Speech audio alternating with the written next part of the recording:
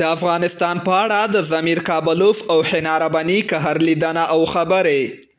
د پاکستان په بهرنیو چارو کې د دولت وزیر حنا رباني قهر د افغانستان لپاره د روسیې له ځانګړي استازي ضمیر کابلوف سره په اسلام آباد کې د لیدنې پر مهال د افغانستان او په سیمه کې د سولې او امنیت په تړاو خبرې کړې دي.